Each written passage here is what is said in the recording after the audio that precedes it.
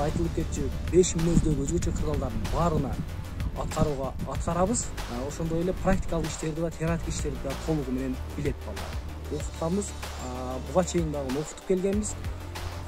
Бул жерге биздин план негизинде бекитилип берген иш-чаралар практикалык, основной практикалык иш-чаралар болот. Бул жерде балдарды ишке жаңы кабыл алынган балдар бар арабызда. Ошолорго дагы үйрөтүп, практикалык кандай болуш керек, теоретикалык кандай болуш керек. Ошонун негизинде экөөнү бириктирип, бул жерде окутуп кетебиз. Бир жумалык командирдин бекитип берген план мерченин негизинде.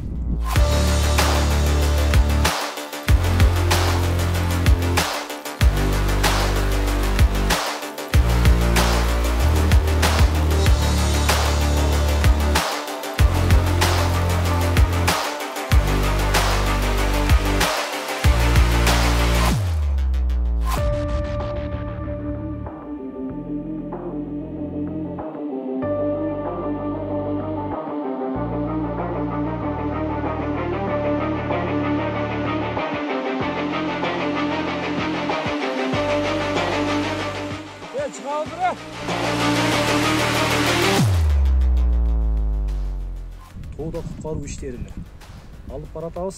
Бул жерде азыр эле өзүңүз көрүп кеткендей 80 метр, 100 метр аралыкта куткаруу иштерин жүргүзүп атабыз. Тоодо калып кеткен жарандарды кантип алып түшүш керек, аларга кандай биринчи медициналык жардам көрсөтүш керек, ошолор боюнча жалпы практикалык иштерди алып барылып атат. Бир күн мурун теоретикалык балдарды буга чейин окутуп келгенбиз. Кечеден баштап практикалык иштерди алып бардык. Кыргыз Республикасынын жарандарын эле куткарбастан, биз башка өлкөдөн келген жарандарды да куткарууга бизде эч кандай жанагындай кандай деп кетчү, ал башка мамлекеттин жараны экен, андай деген мындай сезим жок бизде. Кайсы мамлекеттин жараны болсо дагы биз куткарабыз. Бул биздин биринчи милдетибиз болуп саналат. Бул жерде биринчи эле куткаруучулар өзүнүн коопсуздугун караш керек.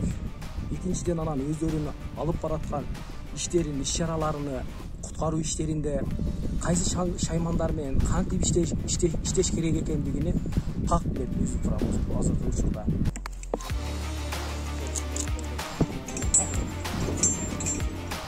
Биз азыр атайын план негизинде сабакта 80 метр бийиктиктен ушунчалык сабагын ушунчалык көнүүлөрдөн таркатабыз.